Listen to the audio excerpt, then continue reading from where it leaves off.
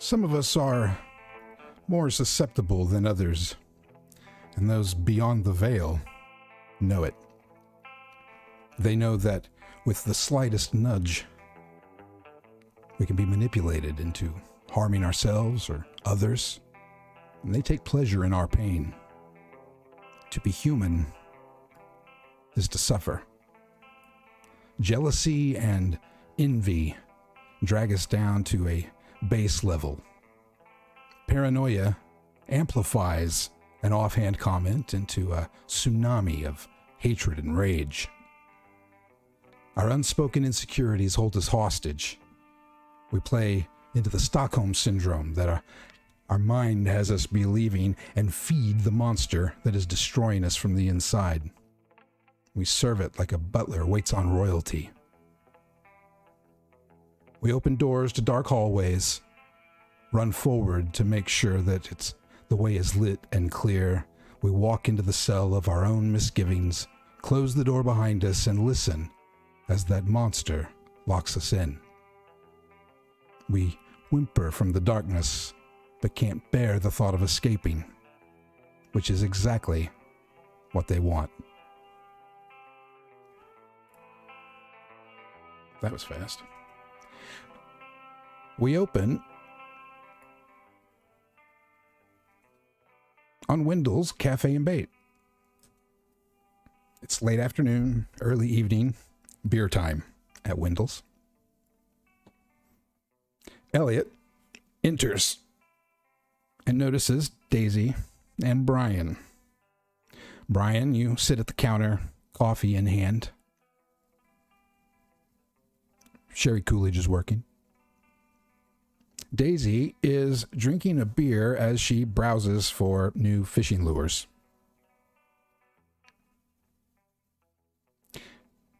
Brian, you lead an AA group, is that right?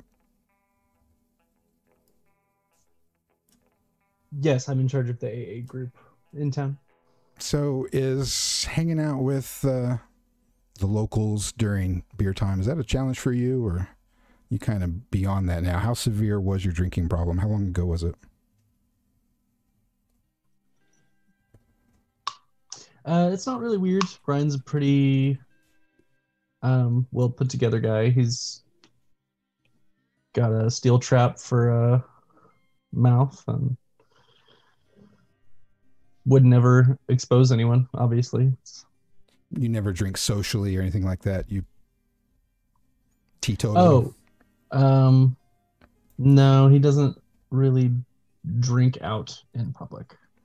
Well, just as a, matter of fact, if you're in AA, you're not supposed to drink even socially. Right. But I thought I'd ask because I know that some people do. Mm-hmm. Denial runs deep. Elliot, I just wanted to get some information there, Brian. Thank you. You walk in, you see those two doing their thing. What do? Do you go talk to Brian? Do you talk to Daisy? I kind of veto around both of them to go get a beer first. And if Brian happens to see me, I'll wave at him. But it is a little strange to drink with your professor. So she immediately would turn tail and walk over to Daisy. Right. Well, it's not a very large place. So coming in, it's kind of one of those, everybody's going to look. Plus, it's a small town, so they're all going to see you come in. But I take your point, and you go straight to Daisy. Mm-hmm. Sherry gets you a beer, says greetings. Hey, how you doing? And Stone Cypher's drink with his professors before. And you certain standards. Right. So go on over to Daisy. I just waltz on up and just kind of like peek around her to see what she's doing, just over each shoulder. I've got one lure in each hand, and I'm staring at them like very intently, like kind of like cupping them and moving them up and down, like as if I'm trying to judge the weight, like running my thumb over the hook. The end of the world is coming, and you have one fishing lure to pick. Which one do you pick, Daisy? And she just like pops her little head on your shoulder. I take a little sidestep away from you and glance over. What? World's not ending. You seem very intent to figure out which lure seems to be the best. So I assumed that this was an end of the world decision that you were making. Oh, you're trying to make a joke? Was that what that was? Yes. Have you ever known me to not make jokes? No, it's fine. I caught my line on a log, so I'm trying to find a new spinnerbait. There's good largemouth bass out there. And yeah, it's important. Color, weight, sharpness of the hook. It's important stuff. Right. Okay. So what's new in life other than fishing lures, Daisy? What's going on in the world?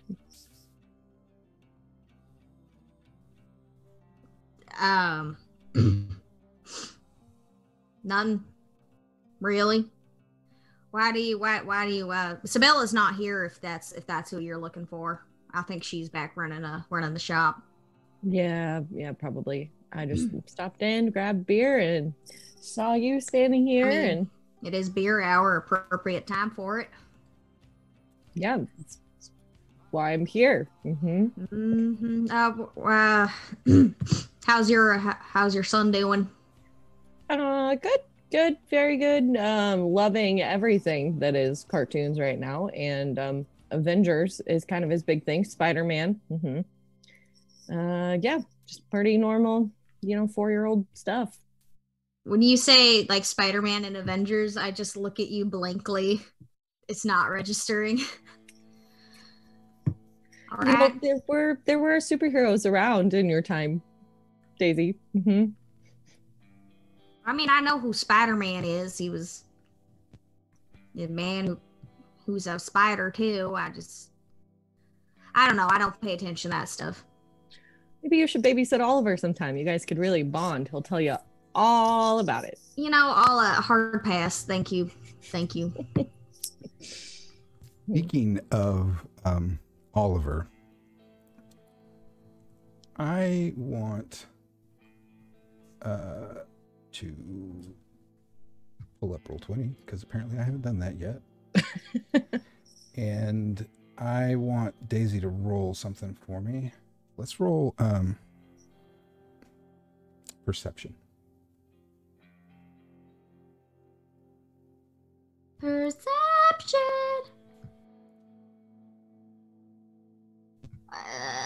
What am I doing? Okay. Here we go. There it is.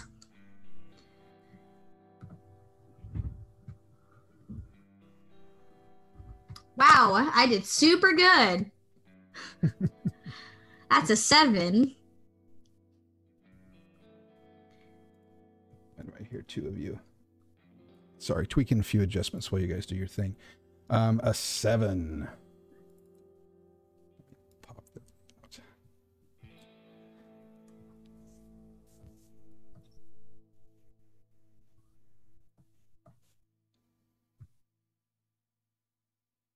For some reason, the thought of Elliot not being home with Oliver right now comes across your mind and seems to bother you.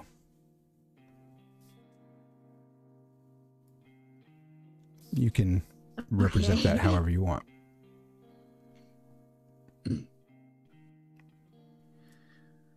So who's exactly watching him now that you're here? His mother out drinking without him.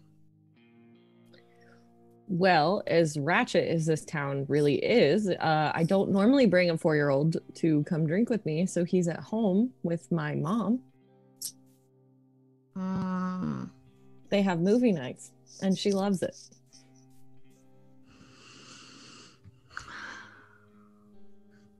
All So right. it's a little odd you're not with Sibella. You two are like joined at the hip.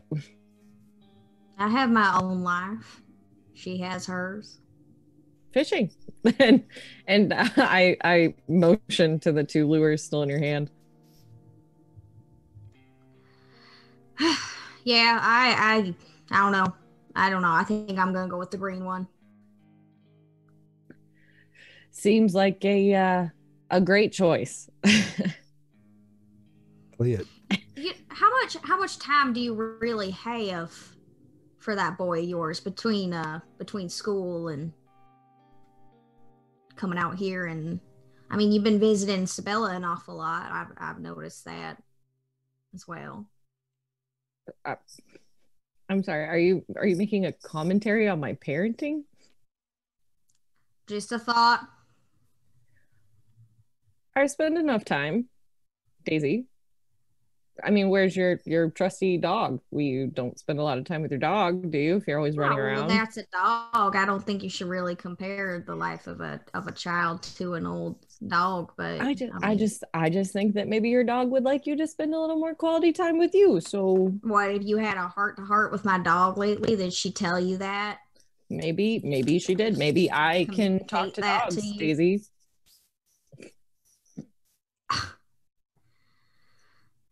All right, well, you have fun. You enjoy your beer. I'm gonna go buy this. Elliot, thanks. Roll. Oh, I'm sorry. Go ahead. Nope, I'm just gonna turn away from her and go buy my lure.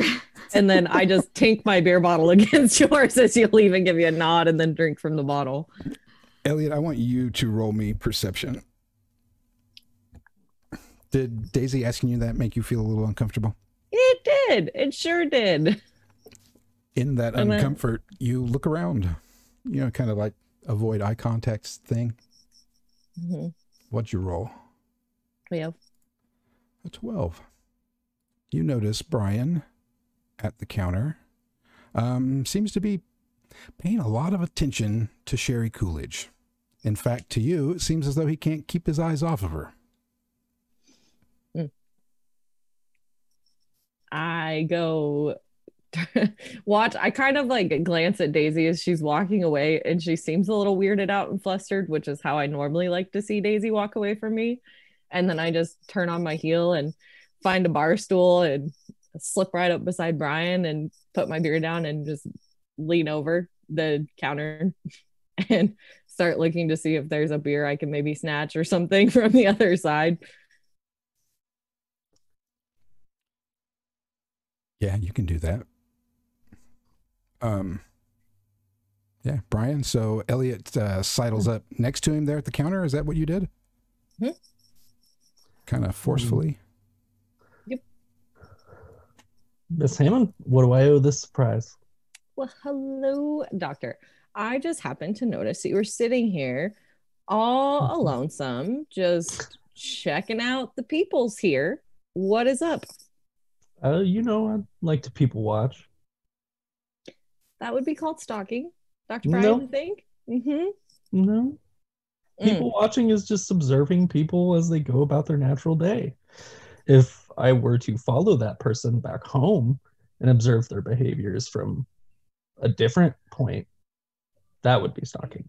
But I haven't left this point. But it would be stalking if the person of interest is still sitting here in this very establishment that you're sitting in, that you seem to be eyeing and watching carefully. Sherry inserts herself at this point. Oh, hey, you two know each other? Yes, she takes one of my classes. Oh, classes. Nice. Is that that's how you met? Or you know each other locally? No, through class. And then we found out we both resided here in Providence. So oh, wow. Multiple just lovely heart to hearts, and in his office, you know, just really getting to know each other. And she's just making direct eye contact with Sherry. Oh, she's giving you a bit of a look back. Seems to be, I don't know, distracted or something. She looks at you, Elliot, and says, aren't you supposed to be home with your son right now? No, because once again, why is everybody so fucking okay? All right, No, I'm not, because my mother is watching him. He's perfectly safe and fine with my mother. Oh, you got your mom watching him. For sure do. Thanks, Sherry. Well, that's, you know, that's, I'm just curious. You go ahead. I've got some work to do. I'm going to go over here. You guys have your conversation. Thank you, Sherry. What was all that defensiveness about? No, nothing. I'm not being, you're being defensive. I'm not being defensive. No. I am perfectly fine. Now you're projecting. I'm sorry. Are you trying to psychology me right now outside of psychology class, sir? I don't appreciate that. Well, I'm trying to give you a firsthand experience of how you actually do the work you're supposed to be studying. I study plenty enough. I do fine in your class. Well, then you would know that you were projecting your own insecurities onto me by saying that I was defensive in that situation. I thought we were can talking go about this stalking. all day. I thought we were talking about your stalking, sir. You stalking? Stalking-ish? Stalking someone in this establishment right now, sir? I wouldn't say stalking. Appreciating. This is more like the word I'm... What, appreciating Sherry's ass? Is that... Yes.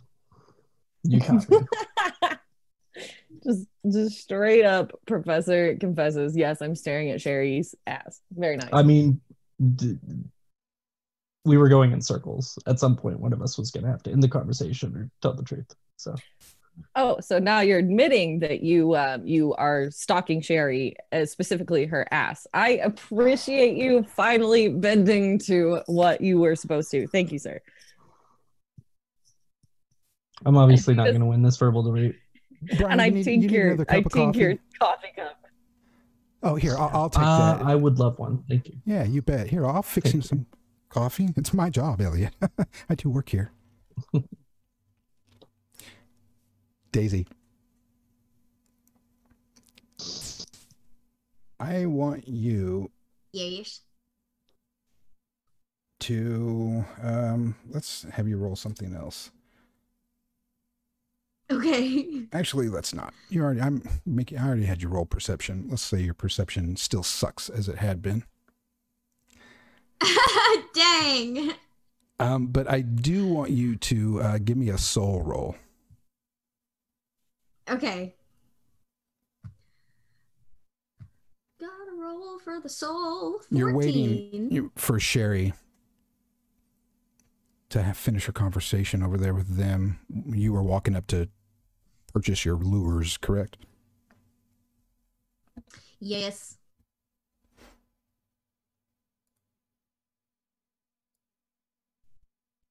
I got a beer in one hand and a lure in the other. Right. There's some whispering that you hear from behind you. There are a few other people in this place, just a couple. I didn't get specific about that, and I should have told you up front, but you're not the only people in here. Nobody of any, no major characters. All right. Just some anybody's. It's not important, really.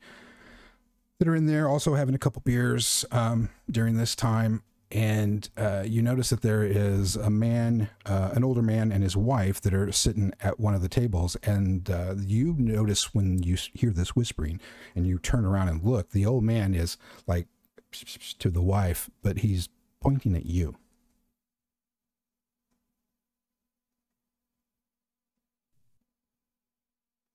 Got something to say? I'm sorry, were you talking to me? Yeah, I was talking to you. You got something to say? You seem awfully interested. No, Should I have gone with the blue one instead of the green? Excuse me? An attempt at humor. I couldn't help but notice you were pointing and whispering at me, and I'd like to know why. I wasn't pointing at you. It was pointing at the menu on the other side. He coughs a little.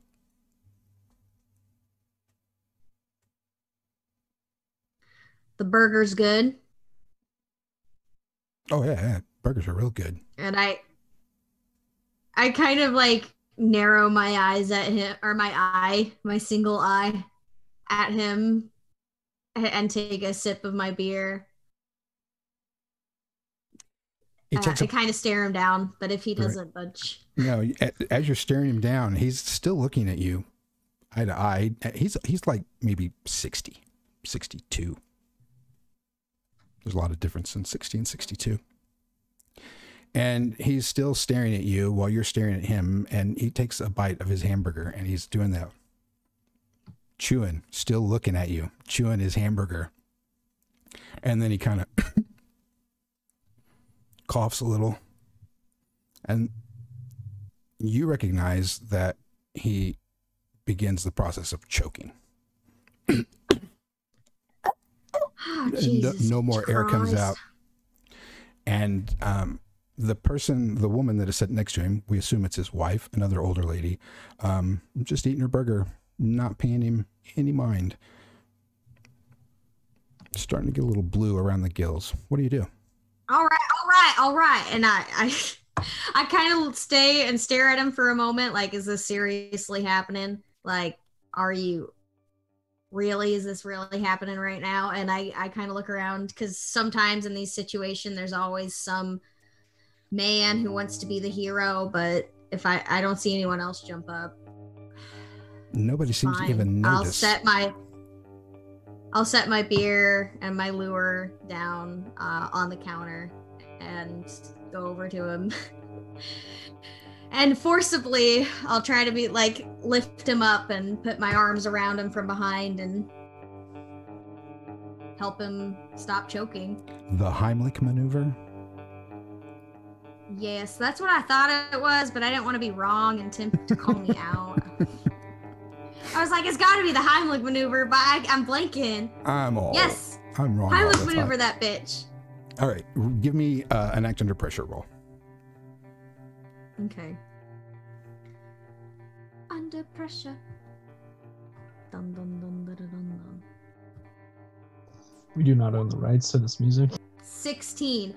You can play a clip of music. In fact, I do. What music? What the hell are you talking about? No music. It's fine. Oh, you're talking about Chris. Don't confuse me. What was the roll?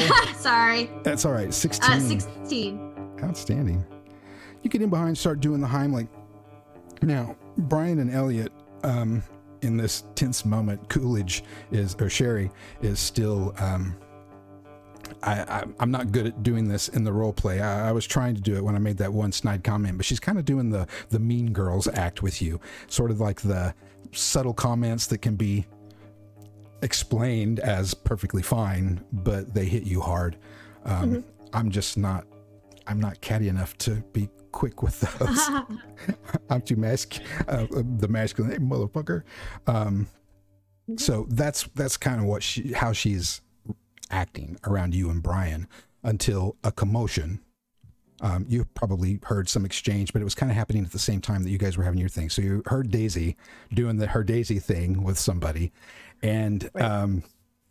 Then suddenly there's some commotion behind you, and you hear a couple other patrons. There's probably, we'll say, 5 other people in this room, including the 2. So there's like 3 others that are not the man and the woman, and you hear them get up and, they're, hey, and they get up and they're over there trying to pull Daisy off of this guy. And Daisy is this guy is screaming like, hey lady, what are you doing? And she's just like going to town Heimlich wise and just about to kick this guy's ass. And they're trying to, they're going to interfere. What do you guys do? I'm off my feet in an instant. My secret hero complex. I am off my feet in an instant over there, just like beer forgotten, Sherry forgotten, Brian forgotten, just hauling ass over there. And I grab Daisy by the shoulders and I'm like, Daisy, what are you doing?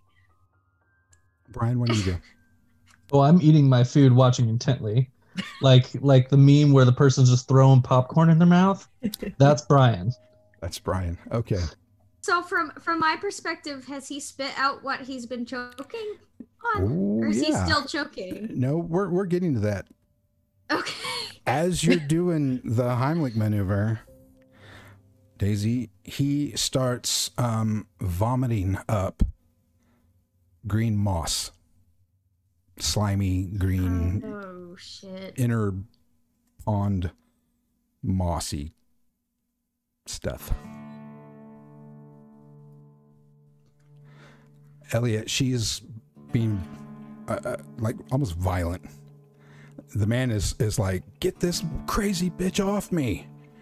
Okay, I like loop my, so she's like Heimliching him this way, so I'm gonna loop my arms underneath to try and headlock her to pull her off of this dude, because she's obviously in her own world. She can't hear what I'm yelling at her. The situation's getting way out of control. People are now noticing, and I don't want Daisy to go to jail as much as I'm irritated by her comments. So I'm just trying to pull her off, but it's just like putting her in a headlock, trying to get her arms off this dude. Right. Brian, as you sit there munching your figurative popcorn, you catch a glimpse out the side window of your mother, sort of just aimlessly shuffling off the curb in her nightgown and slippers.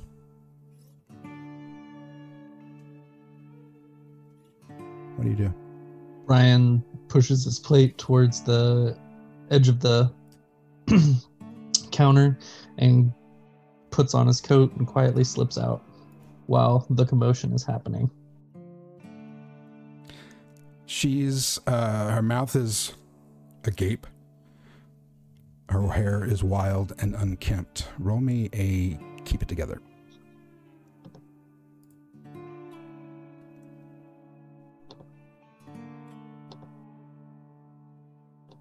It's a 12. 12.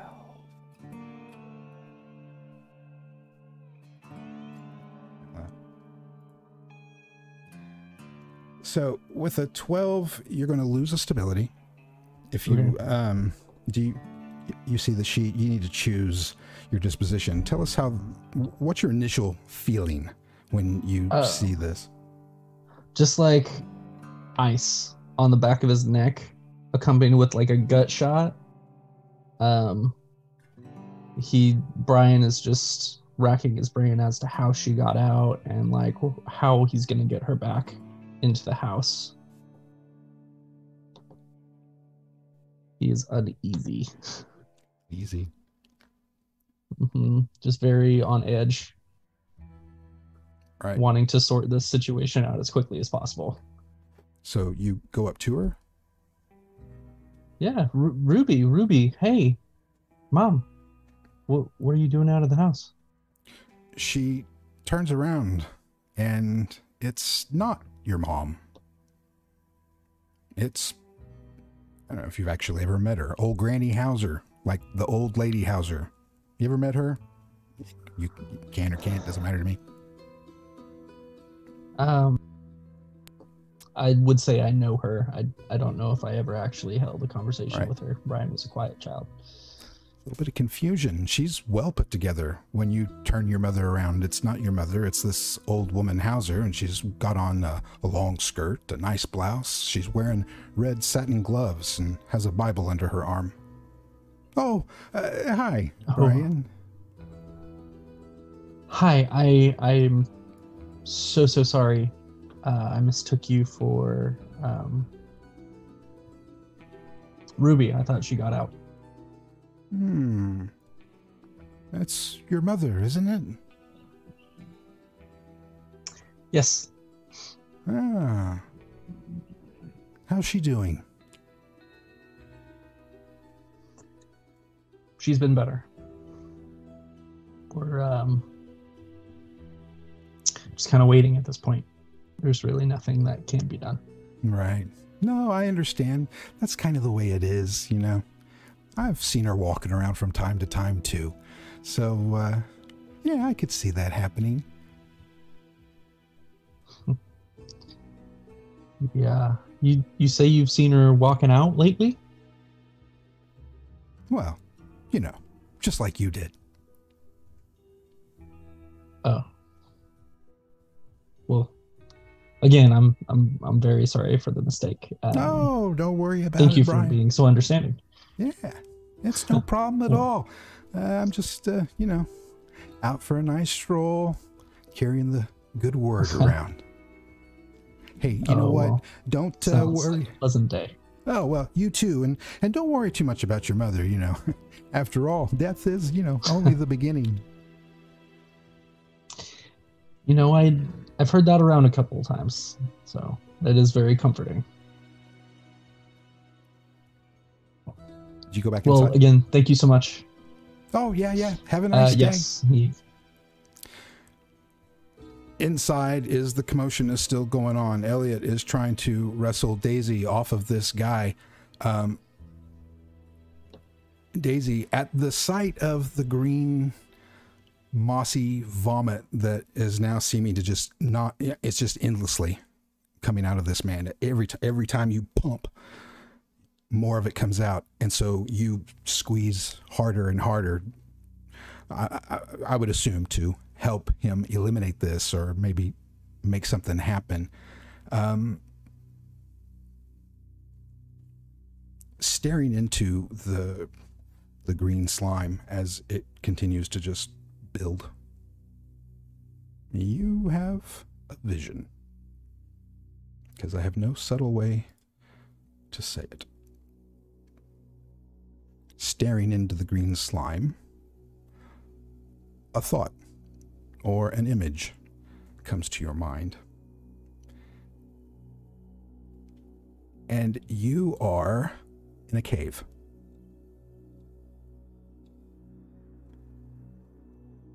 As soon as I find my notes, because I have lost my place. I know. Sorry. We're kind of scattered.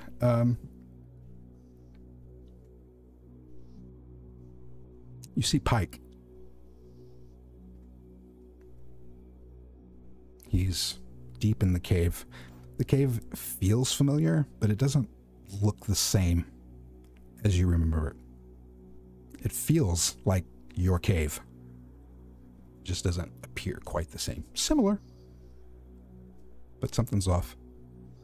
Pike is cowered in a corner of a cave, for lack of a better word, and is also emaciated and vomiting up this green moss. What do you do? Or how does that make you feel?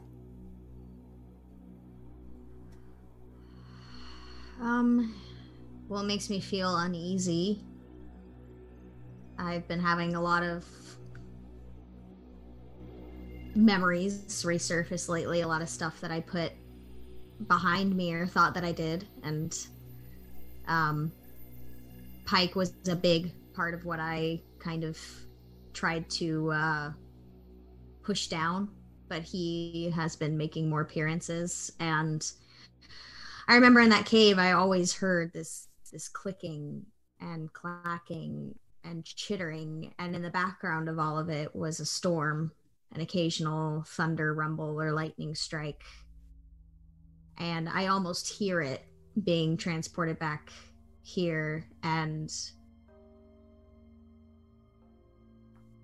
am I moving in the vision, or am I moving in the diner? Because I feel like at the sight of this, at the feeling of this, and hearing the echoes of sounds of my past, I would be startled enough that I would let the old man go, and I would let Elliot grab me and hold me. But in the cave, I would just stare. Pike and I weren't friends. We weren't close. He was always a thorn in my side. He was always a trigger just waiting to be set off. He had his moments, but I don't like that I've been seeing him lately. I'm uneasy. Do you approach him or anything, or are you just gonna look for a moment? I don't approach him. I look him over. He looks pretty rough. It kind of reminds you of like one of those old guys who's been stuck in like a prisoner of war cage for 30 years, you know.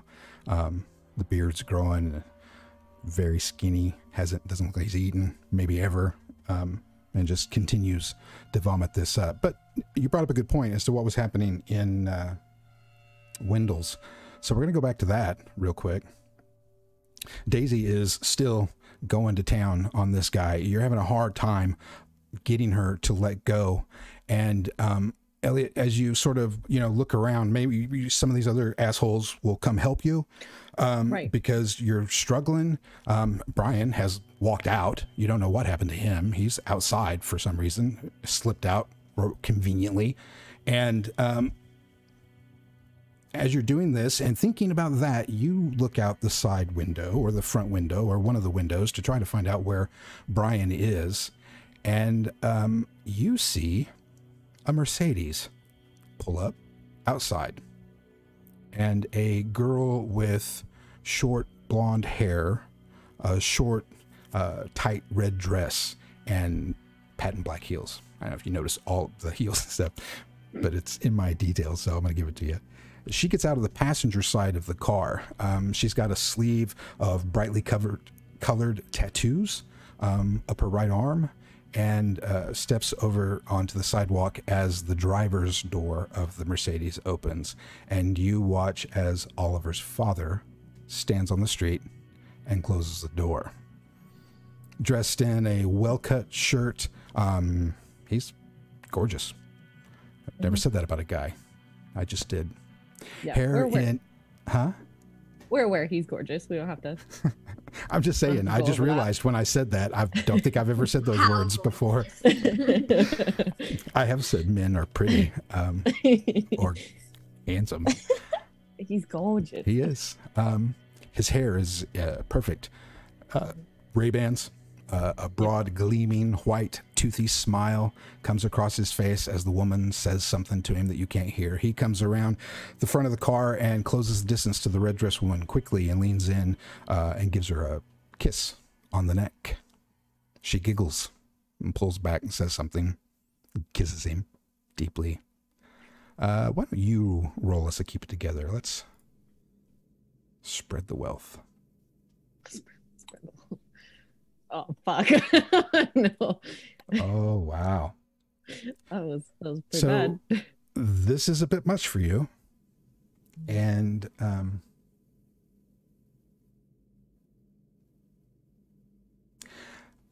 before I take control of your actions, why don't you just give us a little rundown of what's going through Elliot right now? I am absolutely livid to the point that it's like seeing red. I can't move, I can't breathe, I can't do anything. And Daisy notices, or maybe she doesn't in her stupor, that I am now yanking on her, pulling on her, gripping her as hard as I absolutely can, because now I'm absolutely pissed. And I want to do nothing more than walk out there, scream at him, and cause a whole trailer park scene and punch him in the face as hard as I possibly can. But I obviously have my hands full. Right. But it's just pure red, blackout, pissed.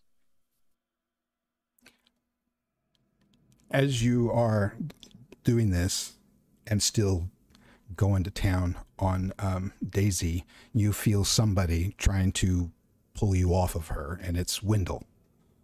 He's come from the back due to the commotion and is telling everybody, calm down, Elliot, damn it, and is trying to pull you off. Brian, you're coming back in. Daisy, your vision starts to fade and you feel pain across your midsection and pressure. and everything comes to, right? Back at Wendell's, and you realize what you're doing. The other people are like trying to explain to Wendell that you just came from nowhere and grabbed this guy and started grabbing him and assaulting him with a Heimlich maneuver. He's like, I wasn't even choking. I'm not even choking. I just coughed or something.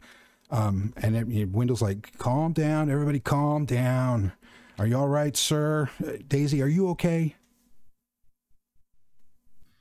As soon as I come out of it, like, I don't even know if anyone would hear, but I'm just like, oh, Lieutenant, I'm sorry. And I blink a few times and I don't see the green anymore and I don't see the cave anymore. And I'm just clinging to this strange man who's about the same age as me. And I drop him. What? What are you? What?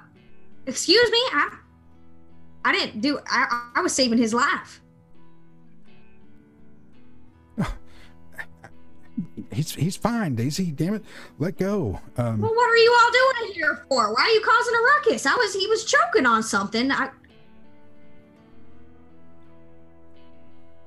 Daisy, do you know where you are? Of course, I know where I am. I'm at Wendell's Bait and Shop. It's beer hour. I came here to buy a new lure for the largemouth bass because there's a big 10-pounder out there. I swear I saw it out there in the water in the strip pits. This man was I see your face, bro. I see you think that there's something going on in my brain and you're going to try to analyze it. I see you preparing a lecture right now, but why is everybody standing? No, Daisy. I'm just trying to figure everything out like everyone else here. You're so ornery, Daisy. Why are you being so mean? And I'm going to spur you a little bit, Daisy, and being the mood that you're in, I'm going to kind of play into that and give you some fodder. The thing that comes to your mind is Wendell, while he's compassionate and, everybody seems to like him. You know that he is a failed high school football star with a drug problem. Do you use that?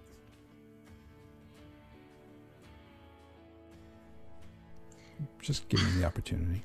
I know. I forcing you to be mean. Probably would. Yeah. Wendell, are you absolutely sure that you saw me grab this man like you say you did? Or is that just the drugs messing with you? You got a little bit of meth back there, maybe a little bit of that crack cocaine that you're messing with your head right now? I was saving this man's life. He didn't ask for it. I know that, but I feel like all y'all are coming at me right now. And I don't much appreciate it. I try to do one good deed.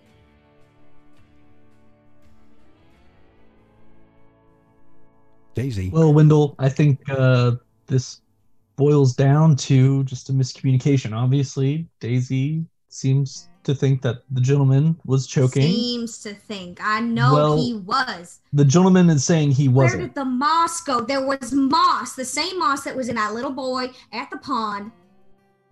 And I look down. I like get down. I crouch with a crack of a few joints, and I look under the under the table and like between the man's legs, like trying to see any of the moss. I look at Elliot and just kind of give her a knowing look.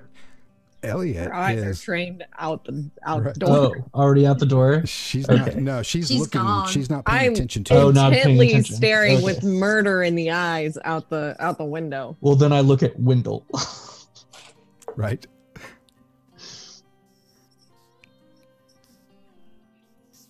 You say anything to Wendell, or?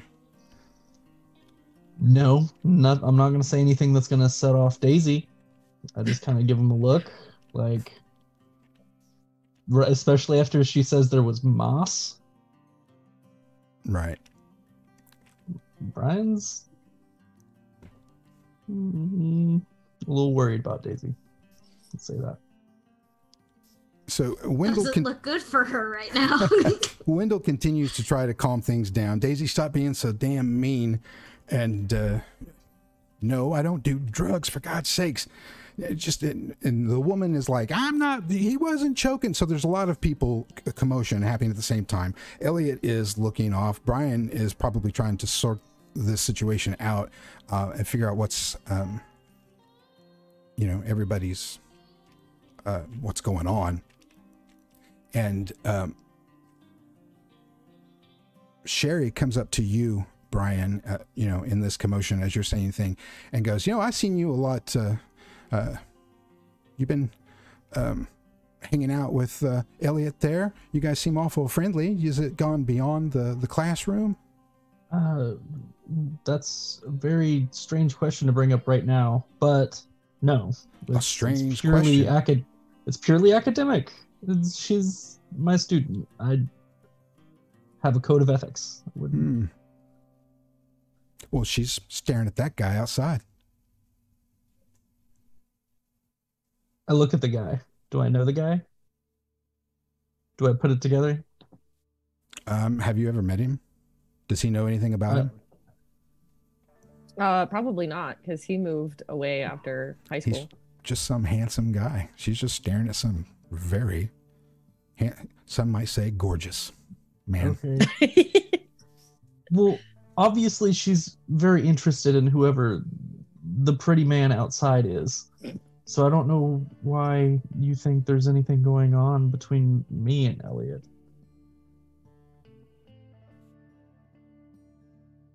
Well, I can see it. Okay? I can see it in your eyes.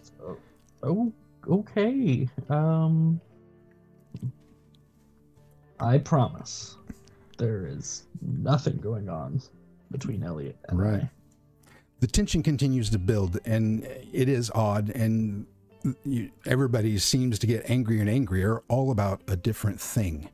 Elliot, Wendell comes up to you. You're obviously upset. Are you all right? Elliot, you all right?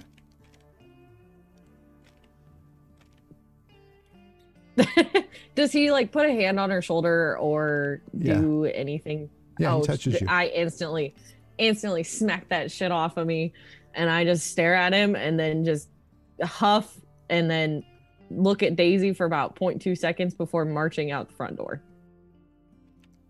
Before you get to the front door, you start heading that direction, and you hear Wendell say, yeah, maybe you should go home. Stop letting your mom raise your kids for you.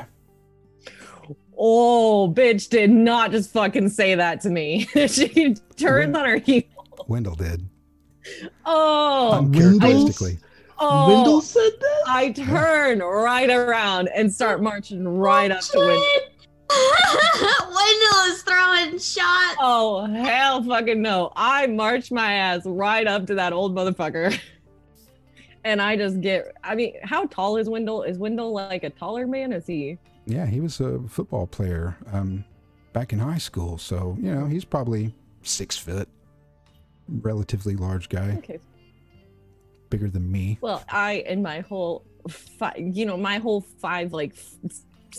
5'8" stature, just stare at him and then poke his chest a couple times and go, you don't fucking tell me how to raise my fucking kids. None of you in this goddamn place know anything about raising fucking kids. All of you fucking blow. This town fucking sucks and I'm so fucking over your bullshit. Daisy, get out of your own fucking head. You, sir, can shove it right up your ass and to the left. Brian, go fuck yourself with Sherry. I'll see y'all later. And then she just turns around and starts marching back to the front door. She's red hot, face is flushed. Her ears are bright red. And you can just barely see like the smoke coming out of her ears. What do you guys do? Well, after that happens, Brian just kind of like looks around and is like, well. I'm looking for Moss. I'm not fazed by her that little... escalated rather quickly. I'm hoping we can all just grab a coffee and settle down. I just kind of look over at her as she walks away and just shake my head. Like Nathan said, I was the mean one. So the man and the woman, the man that you tried to save and the woman, they're gathering up and trying to leave. There's a bit of commotion. It's kind of stalling Elliot from actually getting out because they rush in front of you, or at least try to. So you all kind of hit the door at the same time, and you have your if you want to say something to them or do something, you can. Oh, they're trying to get out too, and they're obviously mad. And you hear something about, we're gonna call our lawyer, and this was assault. Isn't there like a sheriff around here somewhere? Where's that bastard?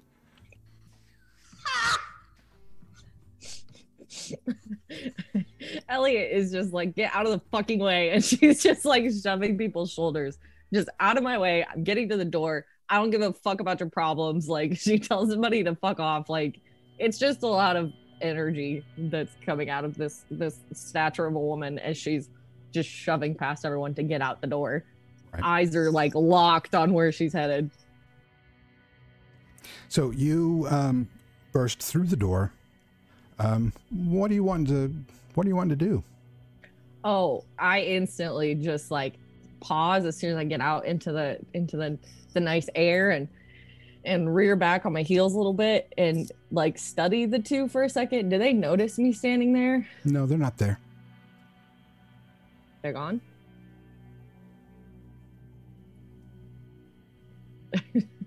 I just turn on my heel and start looking around frantically to see if the Mercedes is driving up the street, if anything like that is going on, if I can catch a glimpse of a bitch in a red dress and a gorgeously handsome man. No, you don't see anything. You just continue to hear the stuff inside. Daisy seems to be upset and rambling, just yelling something about some green moss. I assume Brian's just trying to calm everybody down and doing that same thing. Wendell is sort of standing there shocked as to what happened and what you said.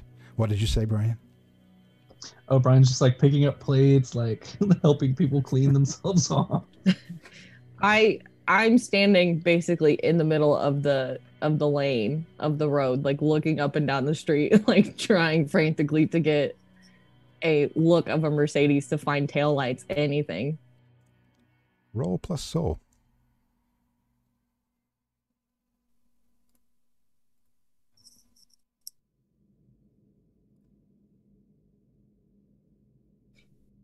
What did you say, Chris? I said roll plus soul. I heard nothing besides oh. Sorry. Zoom's got a little bit of lag. All right. That's a 19. That's awesome. You don't see the car. You do see your son run from, I don't know, from a house over there across the street into some trees across. Disappears. Fuck? Hmm? What the fuck? I start walking down the road, literally just in the middle of the road, going, Oliver? Yeah, Oliver Hammonds, what the fuck? He's dashed out of sight. I just keep walking to where he disappeared. Okay.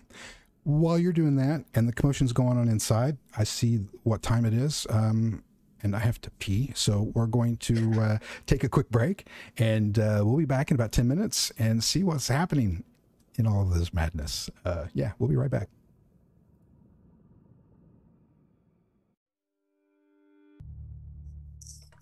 Meow, meow, meow, meow, meow. All right, we're back. Thank you, everybody, if you're still with us. Appreciate it. Hope everybody washed their hands.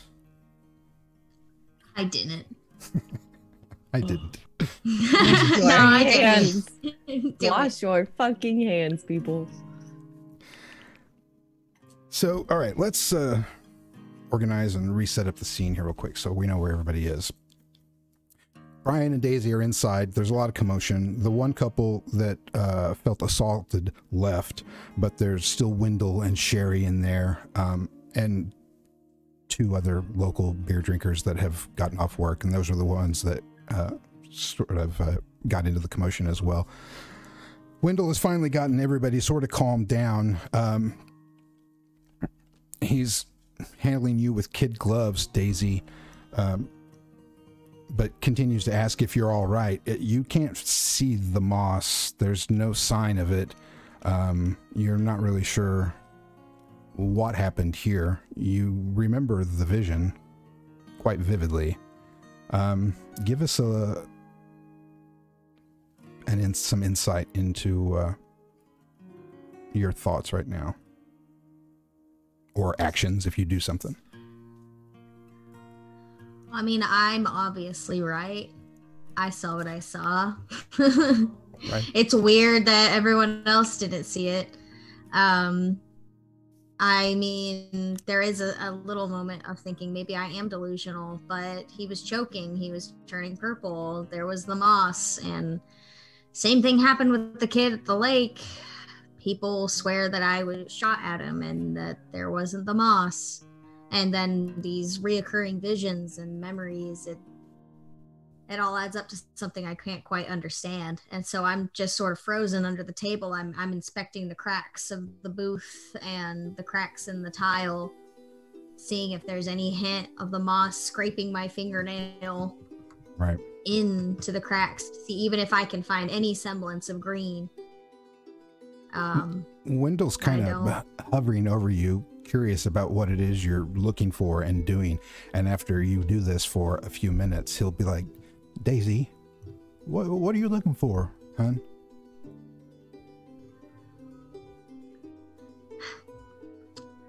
I slowly back out because I had gotten on my hands and knees, crawled under the table. I slowly back out and brace my hands on the table to pull myself back up. I don't even know if I should even bother saying because it seems no one else saw it. I'm looking for moss. Moss. Moss. Yeah, he looks at you like moss. Did you hear what she said? What are you talking about, moss? You know, the green shit that hovers in lakes that looks kind of like a salad you don't quite want to touch? Moss. You know what moss is, Wendell. I'm looking for moss. Daisy, this isn't a lake. We're in a cafe now. Oh, well, no shit. Yeah, we're...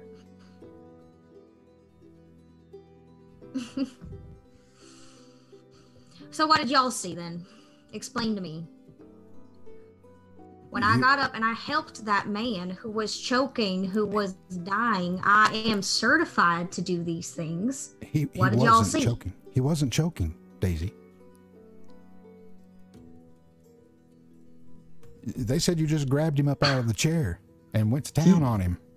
He himself said he wasn't choking. Okay, well, why would I do that? I don't like bringing attention to myself. He was giving me a weird, funny look, and I didn't like that, but it wasn't enough to assault the man. Huh.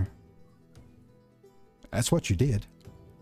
Well, Wendell, no one here thinks you assaulted him on purpose, okay? Let's just take that out of the equation right now, because I don't think you did it. This is Daisy Hamilton we're talking about, right? I think she saw what she saw. And what do you mean by that, Wendell? What do you mean by, oh, this is Daisy Hamilton? What a Daisy Hamilton thing to do, to just attack a man during beer hour. Beer hour is a sacred hour, Wendell. What do you mean by it's Daisy Hamilton? Well, you do tend to get a little fired up about things from time to time. She's probably had enough beers, Brian. Maybe we ought to take her home, huh? You think? That sounds like a great idea. Daisy, do you want to get out of here? Sherry. Not in a weird way. Pipes up from Meta, like... I want to fight somebody else. Right. He's like, excuse you, trying to hit. 60-something-year-old woman. Well, I mean, from a Daisy perspective, beer hour just started, and she wanted a few more. She's just getting started, but she's sentencing an awful hostile environment. People are looking at her like she belongs in the loony bin. So yes, I take my beer because I paid for it, and I know you can't take it outside, and I will chug it, slam it down, and leave. Okay, we can stop at the liquor store on the way back. And Brian winks at Wendell. Okay, thanks, Wendell. Sherry, I will see you later, I guess. Please. You're leaving with her? And you want to come see me later? After Sherry. flirting with a student, and now you're hitting on this old lady. Sherry, what the fuck are you trying to say? Sherry, I'm trying to get Daisy out of here before a cop, the Applebaum, shows up and makes this worse than it is, okay? No, Applebaum can't touch me. He's scared of me. Right. But he can make things worse by being as stupid as he is. You're right. Anyway, I think it's probably best if Daisy goes, and I would prefer for her not to drive home while intoxicated. I've had one. Still enough to get a DUI, Daisy. And definitely several whisks of her flask as well while she's been here. Sherry goes back to the back. She seems mad. Perturbed. Yeah, perturbed. Wendell encourages it. Yeah, that's a good idea. You go on, Daisy. I don't know. Maybe you're tired. Just go home, get some rest. All right. Wendell, would you talk to Sherry for me, please? Yeah, what would you like me to say? Just calm her down a little bit. Tell her I'm just trying to diffuse the situation for you. Why don't you go diffuse her situation? I can get home on my own. No, I'm not letting you drive home. I have a code of ethics. I think I mentioned that before. Maybe not to you, but I definitely have them. And it includes not letting people drive drunk. Your horse is awfully high, ain't it? I'm just trying to get you home safe without you crashing into anybody or into anything or into pedestrians. Well, you obviously underestimate my ability to drive drunk. I realize you don't have much reverence for the law. I understand that. All I'm trying to do is alleviate my conscience. Because if you were to leave, drive, and kill two little kids... Because that's obviously what I like to do, is kill little kids. I'm not saying you do it on purpose! I'm just trying to make sure I'm not responsible for the death of two little children because you decide to drive drunk. That's all I'm trying to say. I sense some frustration in Brian. Brian, why don't you roll me a keep it together? Just for fun and because you've inspired me. 14. It's too easy. Brian keeps it together better than Austin does. Yeah, you do good. All I'm right. sorry that she's this way. No, that's good. I don't love control Daisy. Daisy is Daisy. What are you going to do? So I'm going to just let you guys sort out the finer details of that sort of out of scene. I'm going to assume that Brian's going to eventually wear you down just a little bit, Daisy, and you're going to find to get this over with, perhaps go with him.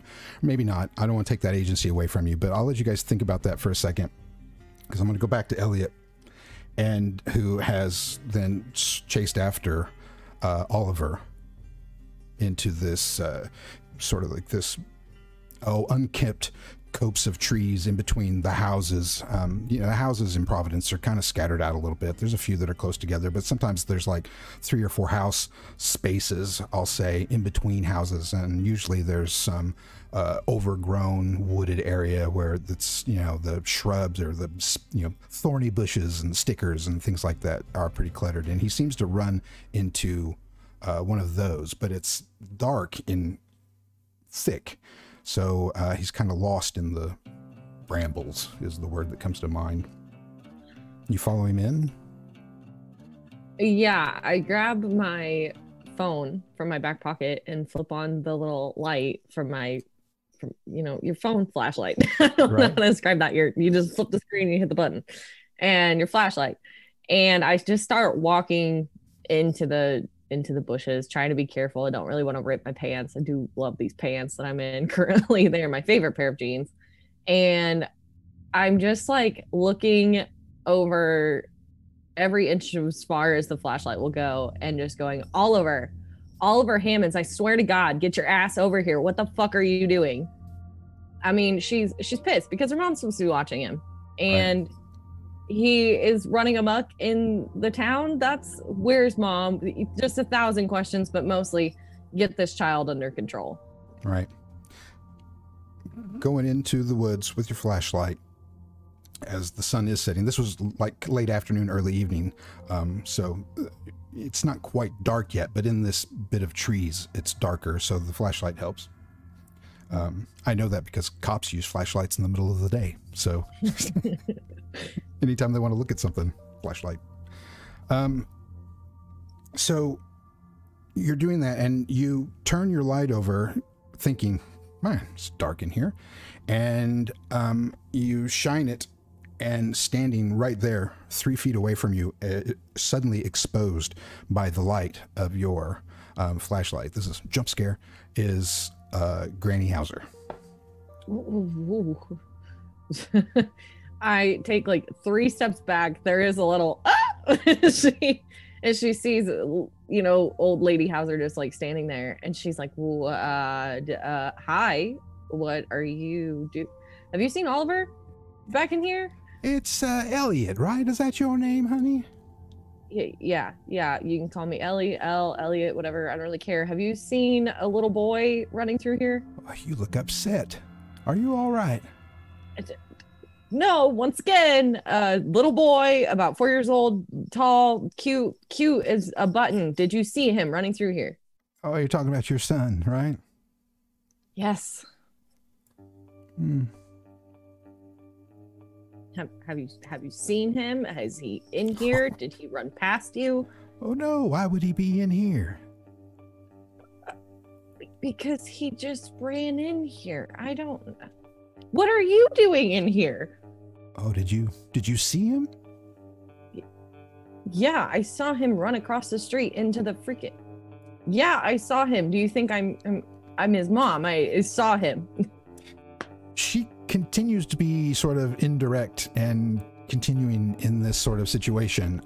You are still unstable from your stability roll from earlier. So this is where I'm going to pull out my GM thing and tell you you're kind of getting, I may be upset. You do it, but you're going to do something here. What do you do? My eye is twitching and I'm about to just shove past this old lady and don't even give a fuck what she has to say and just be like, go the fuck away then. I don't care.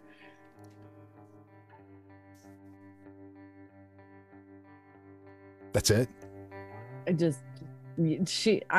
don't really care about this old woman right now. I would give a shit less if she died in these woods. I just want to go find my son. Right. Everybody's already telling me how bad a mom I am. Yeah. What if every time you like get out of my way and you move, she's right back in front of you again? Like almost. I'm gonna start slowly dying.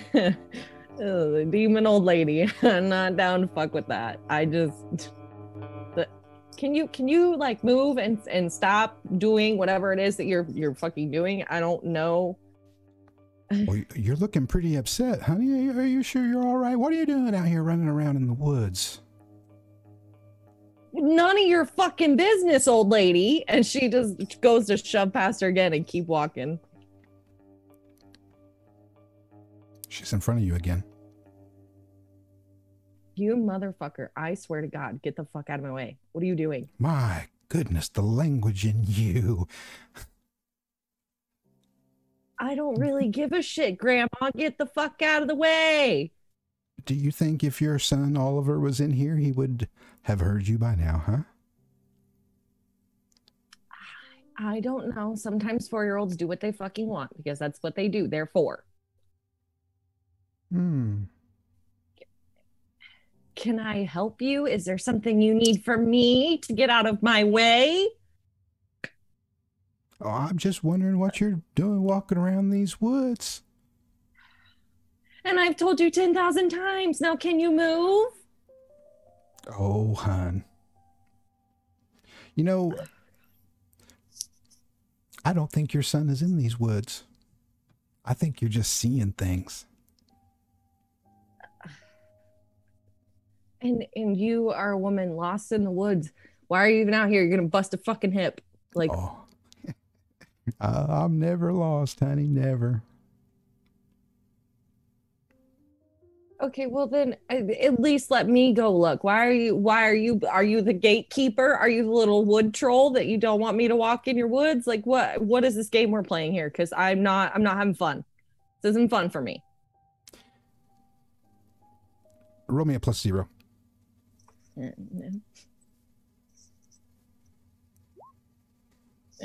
It's okay. 13. Hang on just a moment.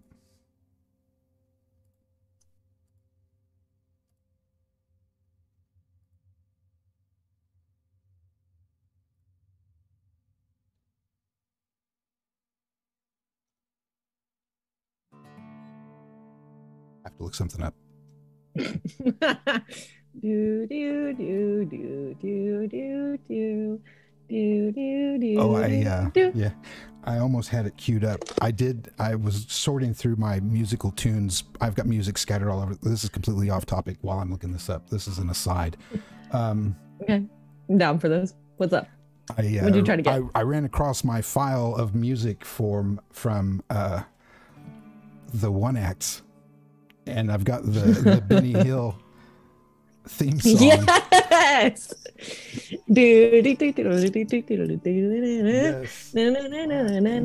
man. Definitely blocked that time out of my memory. Oh man. Oh yeah, I don't even want to talk. Oof, that's a whole other subject for a whole other stream. College. It's just college and stress and that whole situation. Benny Hill theme song. Yep, this is the Benny Hill theme song. Noise is off in a nutshell. Oh my god, yeah. Oh, there's another thing I'd like to to think about for just a second was noises off. Oh, and everybody out there watching is just very confused as to what is even happening, and it's fine. It's really okay. We'll explain someday if you stick around. Yeah, you just have to watch more. We'll sprinkle in little bits of our own personal backstory. So go ahead and follow us and subscribe. Did you find it? Did you find your thing, Curtis? We can't hear you, Curtis. I see him pointing. I don't hear him. Aww.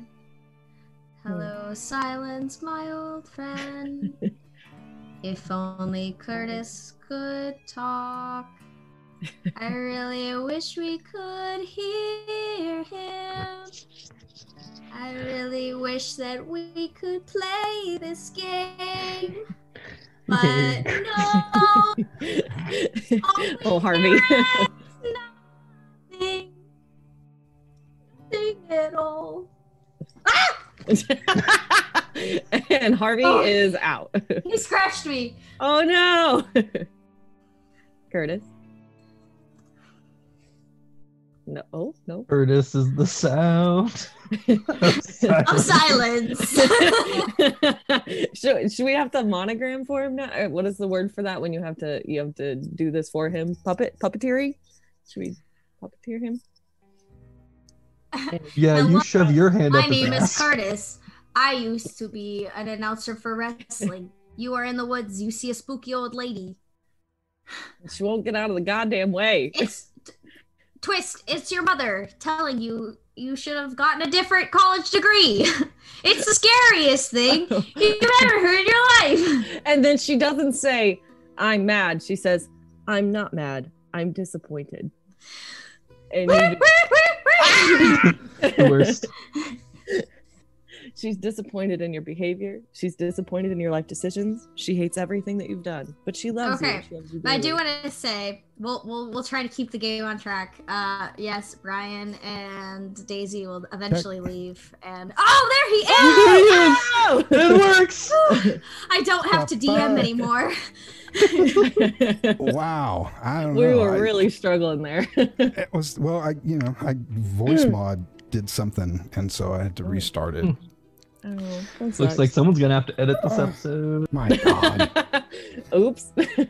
So, Just keep it in there. where did I leave off with the audience? Because I saw that they weren't hearing me either. They weren't. I figured they had heard. Hold on a second while I'm looking up something. Mhm. I didn't. That was the see last thing we heard. that. Well, they heard all the stuff. You all heard the. Okay, so we got through all of that, and it just happened right then, I guess. Weird. I guess. Yeah, it was when we were goofing off. Gotcha. I think it was when we had to kill the creepy old lady was going to kill well, Elliot. In a what I The nasty old lady, Daisy and Brian are making their way out. What I was trying to say, Making our way downtown. I as I rolled was a looking that up, was 13. that the ones that were here today know some of they know that we're all actors together. I told them our backstory, so they have a little bit of perspective on the noises off comments. Not specifically, but they know we were together and that stuff. All right, Elliot, I can get myself back together now.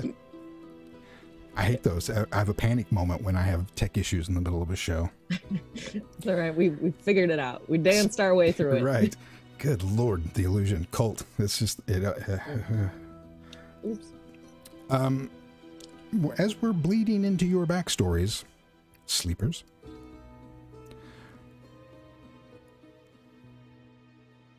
you start to lose it, like further than your instability or your stability roll has taken you. She's preventing you from getting to your son. You don't know why your son is out wandering the woods at near dark. You don't know what's going on with your mother, who is not she's rather healthy and solid, but she's up in age. So, unexpected things, trust me, can happen. So all of these concerns are hitting you, and I'm going to describe your mental state in one word: broken. So now what I want you to do is to tell me how that manifests itself in you. You cannot just say, I'm nuts and I push by and go searching for Oliver. That's not good. No. How had you envisioned Elliot when she breaks? It just, when you're just so mad and you're so upset and you're so lost and you're so overwhelmed that you just curl up in a ball and cry, or at least you cry anyways. I think everybody's kind of felt that.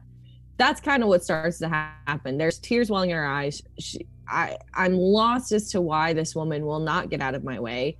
The fear of what's wrong with my mother is washing over me. And why is Oliver out here? What if he gets hit by a car? What if he gets lost in the woods? What if an animal gets to him? That is overwhelming. Thinking about seeing Chad, Oliver's father, who I haven't seen since he graduated high school.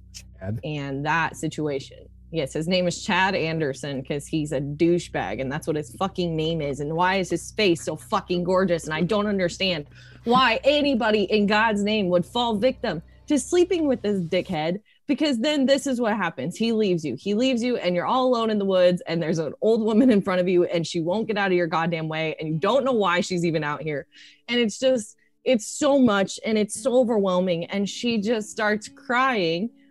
And she just stares at the woman, and through her tears, I say, can you get the fuck out of my way, please? She evaporates. oh, fuck, no, fuck this. And she just, Elliot falls back. She like finds a tree. There's like a tree that she can lean against for a second. And her hands come up to her hair.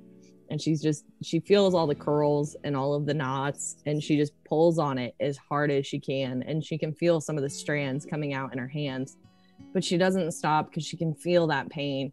And it's very similar to why she does the other things that she does. And she frantically starts digging in her pocket for a key or something that's sharp. And she finds her car keys in her hoodie pocket. And she just stabs it into her leg as hard as she can to feel something, to try and ground herself in this moment. And she's just sobbing, and she doesn't understand. Her phone is laying now in the grass, probably 5-10 feet away, with the camera flashlight facing the ground. So now it's darker, and she's just crying. And now she's bleeding a little bit from where she stabbed the key so hard into her leg. And now he's gone again. Did you mute your mic? What happened there? Oh no, not again. Oh no. It's a really integral part. This is not good. Curtis, come back. You can blame it on the gremlins. Curtis, come back. Come back. Come back. You can blame it on the old lady. There it is. I think I figured out what I did. I'm not going to say it because it's stupid. Yeah, I have some mute hotkeys. I think I might have pushed one. In this moment that you have, you hear a voice. But it's more than hearing a voice. You hear it inside your head. You can almost feel it. You can kind of feel it come in. Is my voice mod on? I don't know.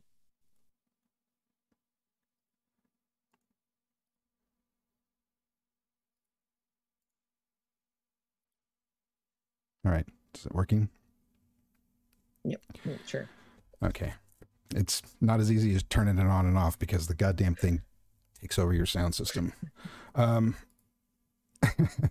So, yeah, it's like a feeling that you get, a sense of weight and pressure that comes along with this voice, and it's an old man. No, let's have a lag then. It's an old man's voice, not one that you recognize. And he's tells you, "Oh, don't do that, honey, don't do that. It'll be all right. Your boy ain't out in these woods."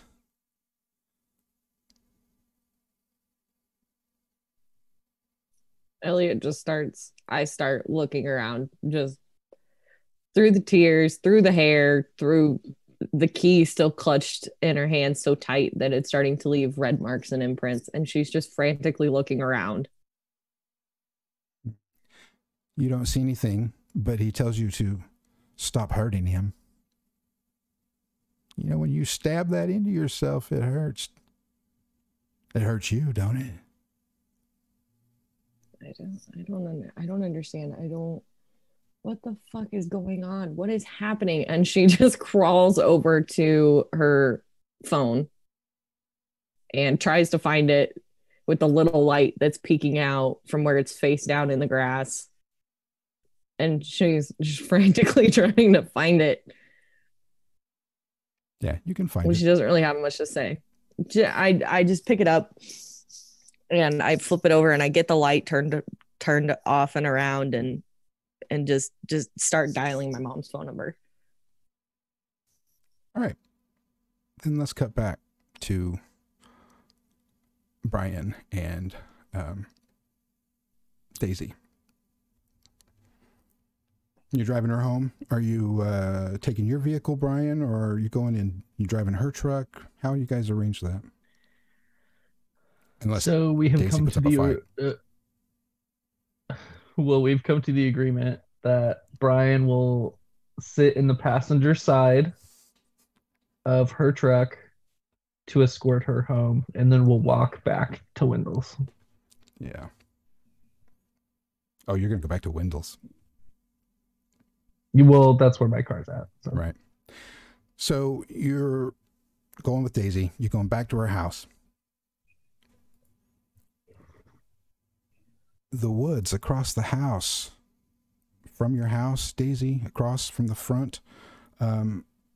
As you are getting up there, you see that large animal again. Roaming through the woods. Do you The see bear? Is it the bear? No, it's the I forgot what I called it. I described it as like a large panther or something. Oh. A very large cat, I think is what I said. Okay. The drive back is relatively quiet Dog. and tense. Dog, a large dog. Okay. Daisy drives fine. She is a little bit inebriated, but fine. And I'll get there. And with my headlights still on, I look up into the trees after parking my car, and I like lean forward in my chair with both of my hands gripping the wheel, and I like do the same thing that I did at the man in the diner, and I'm like narrowing my eyes and staring down like intently into the tree line. Brian observes this. Kind of, Daisy. You see that? What's going on? Oh, you see that right there in the tree line? Do I see it? Uh-huh. Do you see it? Curtis, do I see it? you see there's a form out there kind of going in between. It's kind of blocked up. It does look rather large, but you can't really make it out. It could match your description. There's Meta, I want to say that I've been seeing these large animals, and Bess is safe inside of the house. Okay. I do not normally Bess is an outside dog, but she is safe inside of my house, locked up with multiple locks. I definitely see something. And at this, I kind of look away from the trees for a moment and over at him, and I look surprised. You see it? I see something. It looks like there's a dog over there. You really see it? I think I see a dog in the shadows. All right, well, you should stay in the car. I'm going to go kill it. Do you think it's a good idea to mix alcohol with weaponry?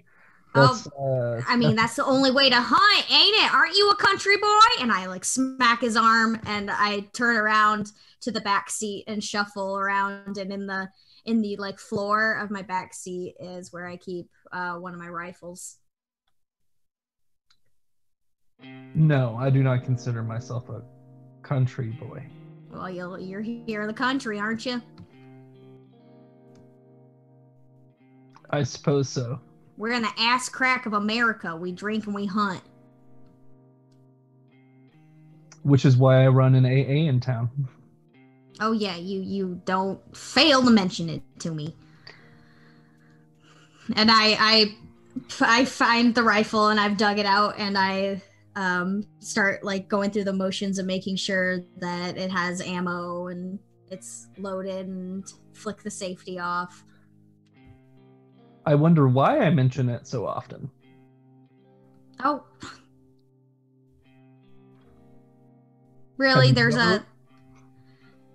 You really want to choose this time right now? This time right here, right now, with that thing there in the woods? I've been trying to find this thing for God knows how long. It's been messing with my crops. It's been scaring my dog. You hear a woman's scream come from the woods where you were looking. You don't see the creature. So you wouldn't happen to have another thing and another gun in here, would you? Do you know how to use one of them? Of Yes. course I have another gun. I know how. It's just been a while. Shotgun or pistol? Shotgun. All right. I just want to say, in Daisy's mind, she's kind of becoming a little more partial towards Brian. First off, he said something very sassy about the police, and now he's saying shotgun. And so she gives him a little nod of respect. And I reach back and dig in the bottom by the seat and find a shotgun. Hand it over to him. All right. Are we going to investigate the scream? Well, I mean, I'd say, are you down for that, Mr. Professor? I'll be right behind you. You might be better than I thought. And with that, I'll exit the truck, and I've got like a mini flashlight. She keeps all kinds of shit in her truck. You never know when you'll need it. And I've got like one of those cheap dollar store flashlights that has like a AA battery. And I'll take it with me and start heading out into the woods. You don't see the shadow of the creature, and you never really got a good look at if it was the exact creature that you saw. You think that it is. It's large, it was dark, but it was shadowy and the sun's going down, so it was difficult, and it was moving around in there. However, you hear the scream again, and as you have walked across the road and start to, there's like a little ditch and through a short grassy area into the tree line. Just as you are coming into the tree line, again, overgrown, that Heartland mess of stuff in the woods that's unkept, and you see a person who is running through the woods towards you, sort of trying to knock stuff out of her way as you realize that it is a female.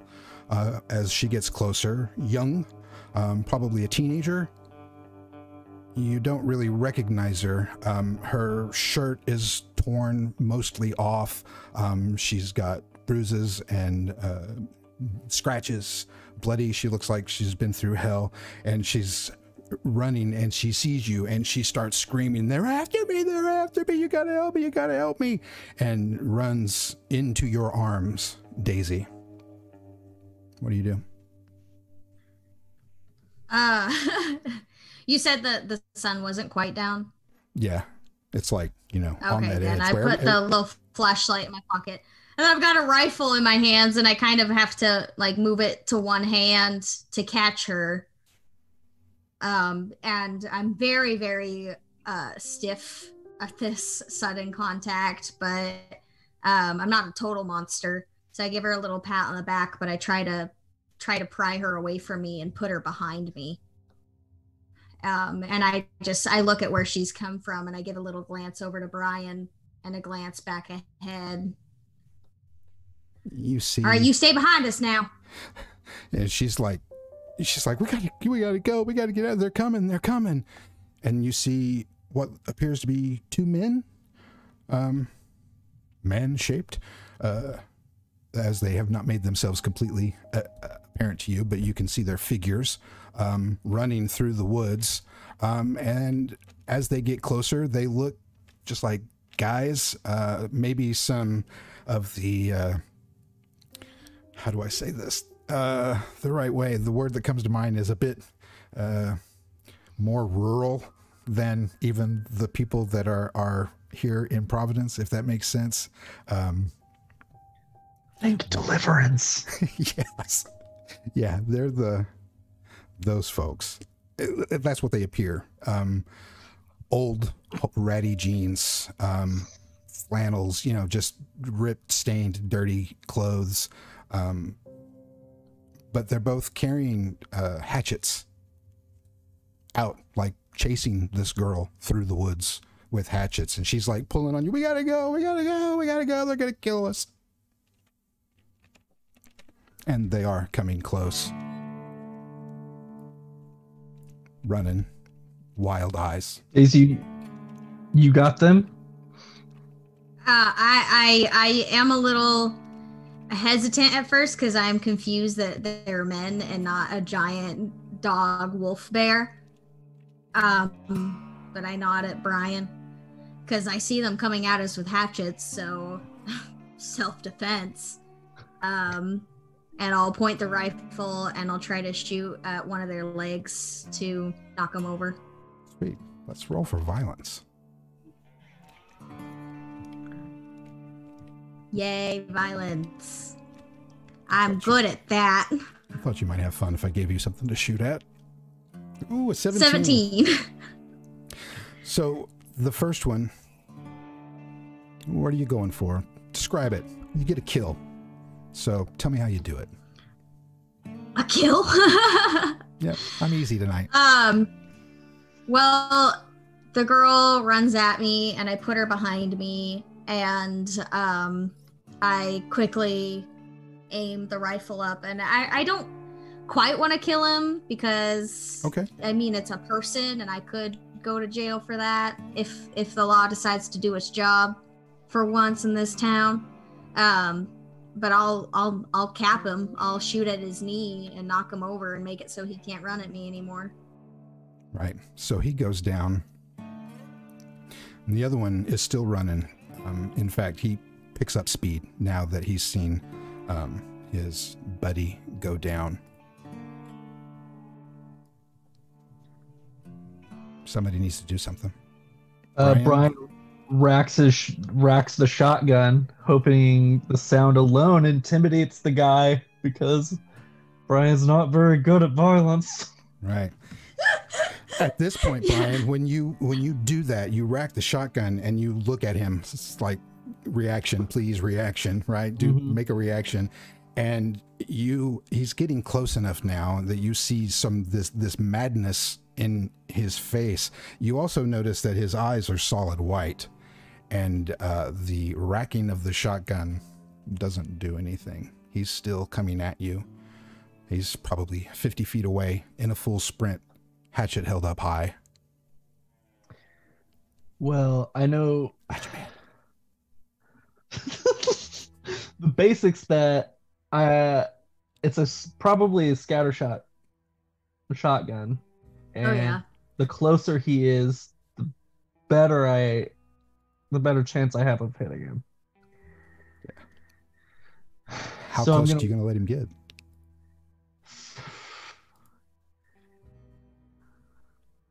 My first shot's going to be at 40. And then I'm going to shoot. I'll rack it and shoot again at 30. Sweet. Roll for violence. Okay. Oh yeah! Oh yeah! 17. I have a -2. Whoa. Team Daisy and Team Brian. Yeah. The new squad. That 10 helps then. I'm ready. Like, I see Brian kind of freeze up, and I'm ready to, like, just hit this guy with the butt of my gun. And so the fact that he actually shoots. Yeah. I'm like, okay. Do I get to call it?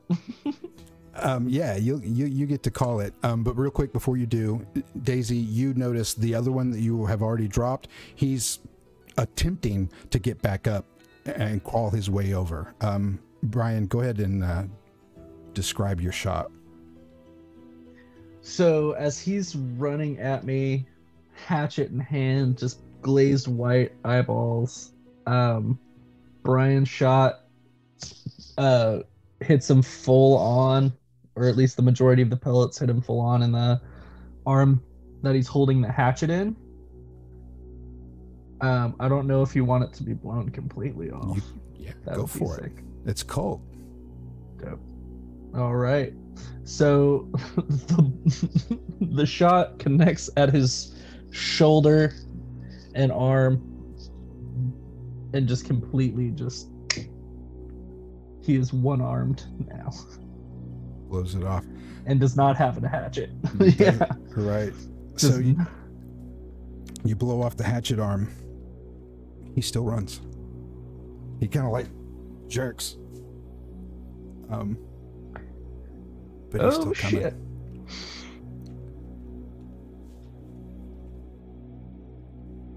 Daisy, you want to react? Daisy? Yeah, as soon as he gets close, I'm gonna do what I was planning to do if Brian failed, and lunge out with the butt of my rifle and smack him as hard as I can in the skull. Because as much as I don't have any qualms about killing these guys, you know, they're still human. Yeah. And they look human. You also have noticed the eyes by now, Daisy. And go ahead and make me another violence roll. Let's just see how you hit him. 20! All right. Oh yeah, I step in front of Brian right before that guy like is able to lunge at him, and you hear just the crack, like some almost supernatural strength behind the butt of the gun hitting his skull, and he's definitely going to be bleeding from that. Yeah, they're both laying there, and they're, you know, still, well, that one's not, he's out, but the other one, their eyes in all of this return to normal, and you hear the teenage girl laughing from behind you.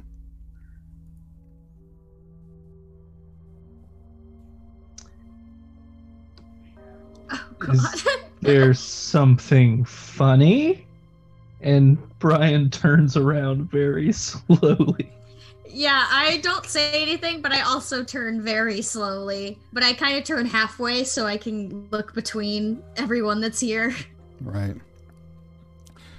Slowly turning around. She's still the teenage girl, however, a little bit different. Her eyes are not solid white, but they're white with just a pinpoint black pupil in the center. Her skin has gotten sort of this ashy white color. When she laughs and her mouth opens, it's as if her mouth is full of canines.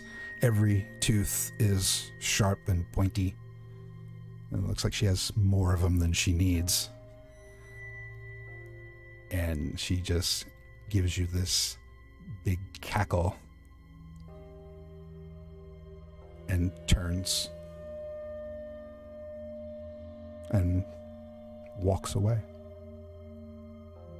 or starts to walk away. I definitely lift my rifle and point it at her and just give a look over at Brian. Like that wasn't, like, again, the kind of trying to see if he saw that too. No, Daisy, I saw that too. I don't know what's happening right now. And I look back over at the girl as she walks away, and my finger hovers over the trigger. And I take in a deep breath.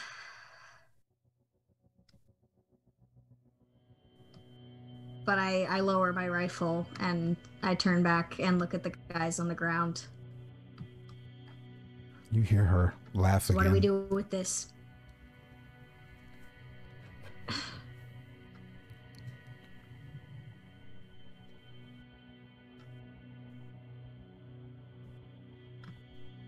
If you watch her, Stop.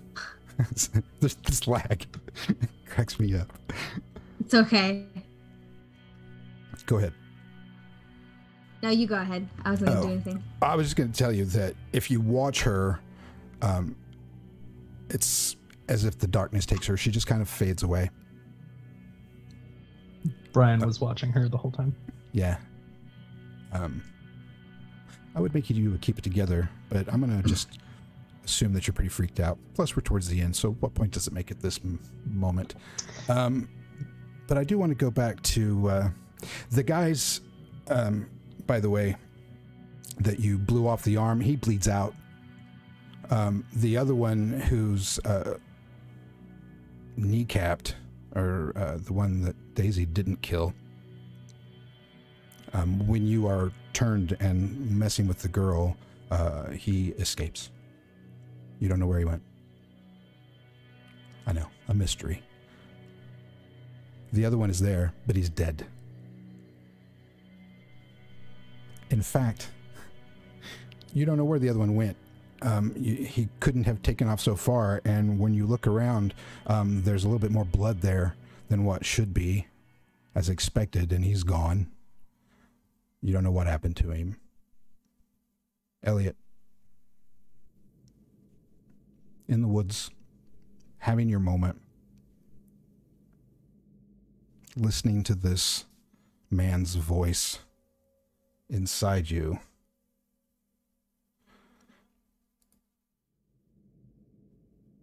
Tells you your son he's pretty special. I could sense that. No. And she's still frantically just trying to dial her mom's number. It's just like, nope. I'm fine. Everything is fine. I'm fine. Somebody spiked my beer. That's what happened. Yep. And she's just talking to herself repeatedly over and over, telling herself everything's fine. Everything is okay. And she's like, if I just call my mom, everything's going to be fine. Roll action to pressure.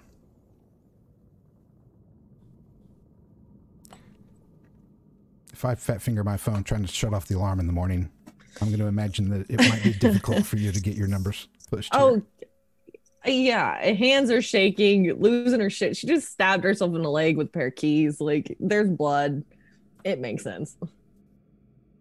It's a 13. A 13. So it takes you, right, a moment to do that.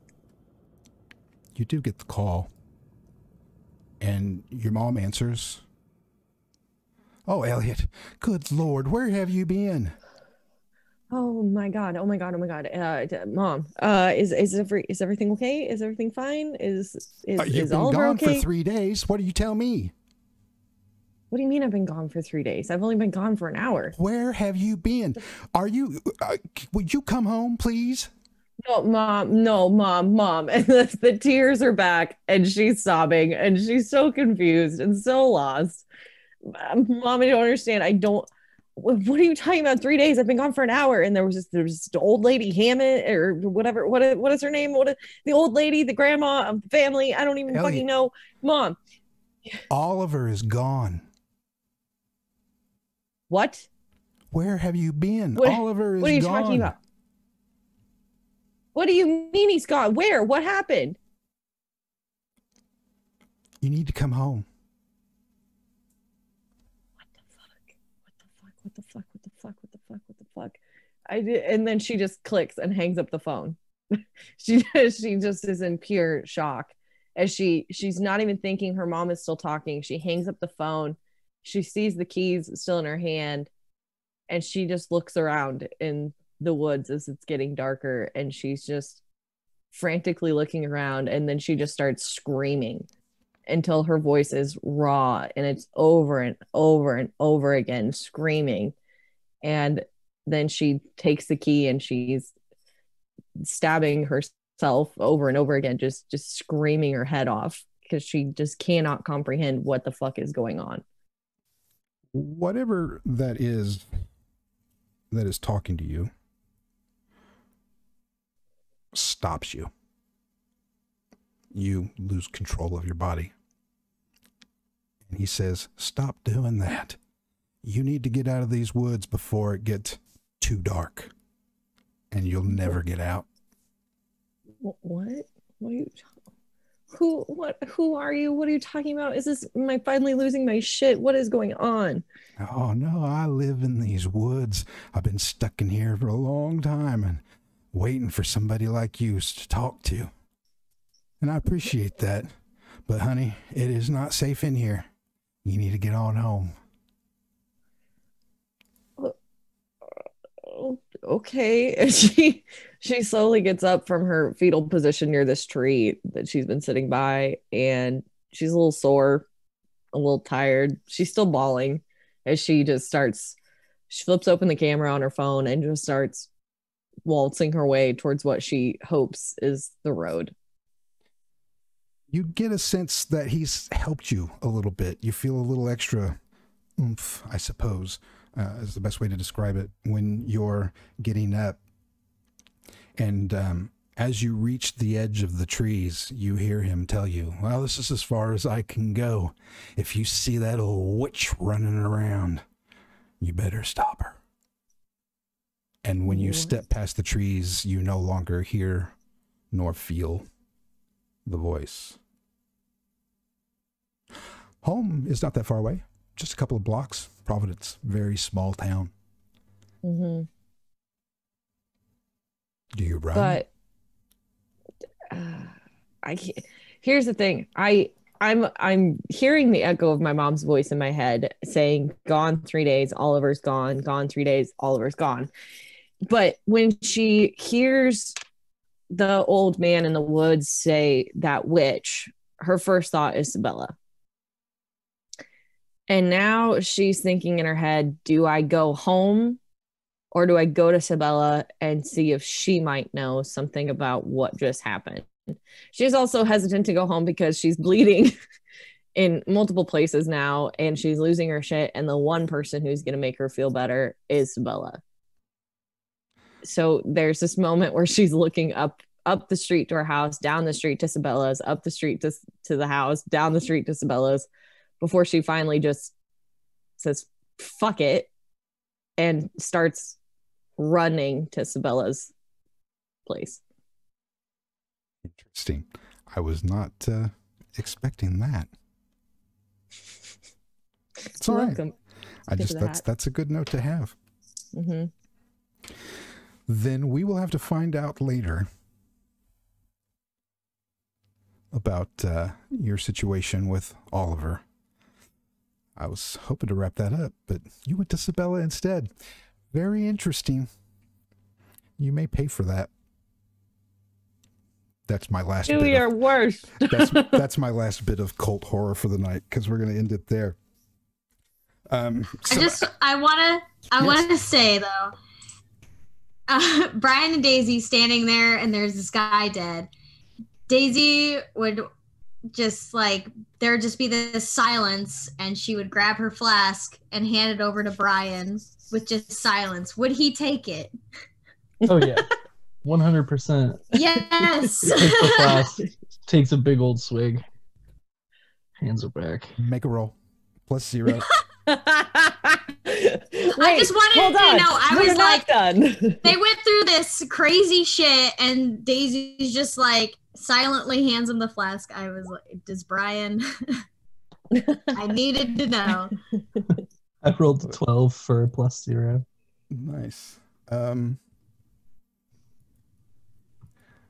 I won't look it up, but I'm starting to pull your dark secrets and disadvantages into the game. So you're an alcoholic and you just took a drink. There will be consequences for that. Just to let you know. Isn't that what you took from Daisy? Was a drink? Oh yeah, it was real cheap whiskey. We'll talk later. I'm gonna talk to you later. That's what were in my notes. Just confused about something, but I won't bring it on the show. No, that's all right. It just you know, you're in AA, right? So well, I run AA. Oh. I I think there might have been some miscommunication on that. Yeah. So you're not a recovering alcoholic? Nope. All right. My bad. I just run it. I misunderstood some things. It's all good. This is why I wanted to talk to you afterwards. It's all good. That's all right. That's all right. Everyone knows. Then, Brian is fine. Forget about that. Forget about that.